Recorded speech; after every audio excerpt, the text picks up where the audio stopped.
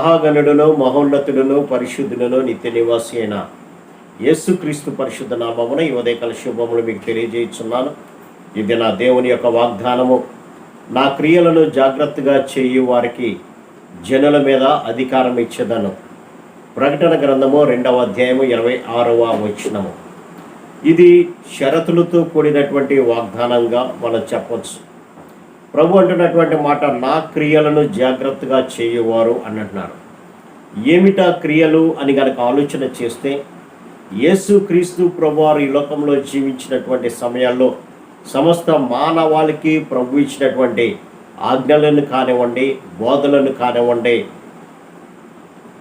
వాటి గురించి జాగ్రత్తగా చేసేటువంటి వారు అనగా మారు మనసు, పాపక్షమాపణ, రక్షణ, నిత్య జీవము, ఈ లోకంలో ఏ విధంగా పవిత్రంగా జీవించాలి, ఎవరు ఎలాంటి జీవితం జీవించాలి, ఎటువంటి కార్యాల్లో మనము నిమగ్నమై ఉండాలి, శరీర కార్యాలను ఏ విధంగా తీసివేసుకోవాలి అనేటువంటి బోధలన్నీ కూడా ప్రభు ఈ లోకంలో ఉన్నప్పుడు సమస్త మానవాళికి తెలియపరిచారు. అనేక ఉపమానాల ద్వారా కూడా చక్కగా ఆయన వివరించడం జరిగింది.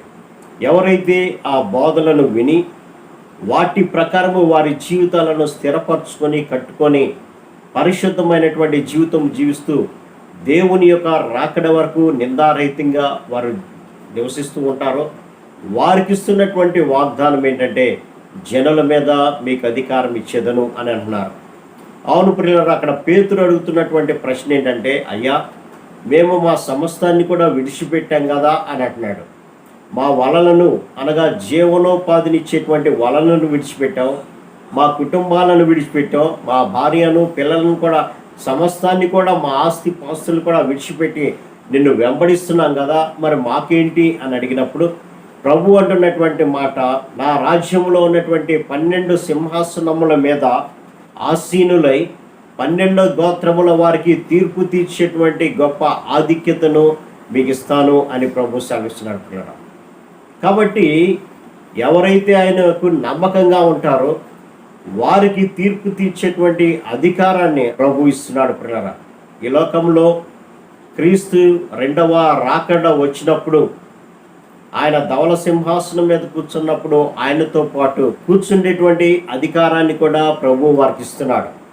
కాబట్టి ప్రియులారా, ప్రభు కొరకు సాక్షిగా నిలబడేటువంటి వారి యొక్క జీవితాలు ఆయన రాజ్యంలో ఆయనతో పాటు కూర్చుండేటువంటి అధికారాన్ని ప్రభు ఇస్తున్నాడు.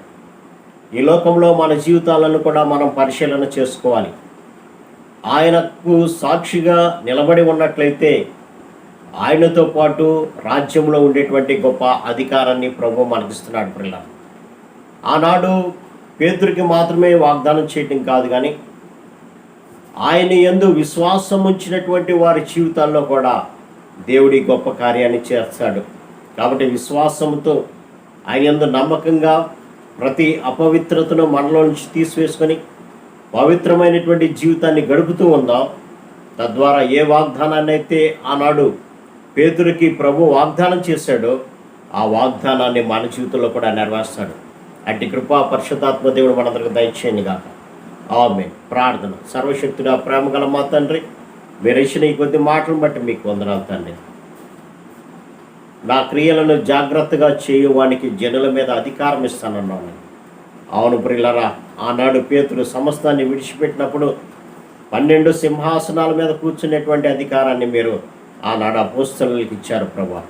అలాగేనైనా మేము కూడా మీ యందు నమ్మకంగా ఉండి మీ లోకంలో కొనసాగుతున్నప్పుడు మాకు కూడా అధికారం ఇస్తామనేటువంటి విశ్వాసం కలిగి ఈ లోకంలో కొనసాగే భాగ్యం ప్రతి బిడ్డకు దయచేయమని యేసు నామమున అడిగి పెట్టుకొచ్చున్నాం తండ్రి. ఆమేన్. God bless you.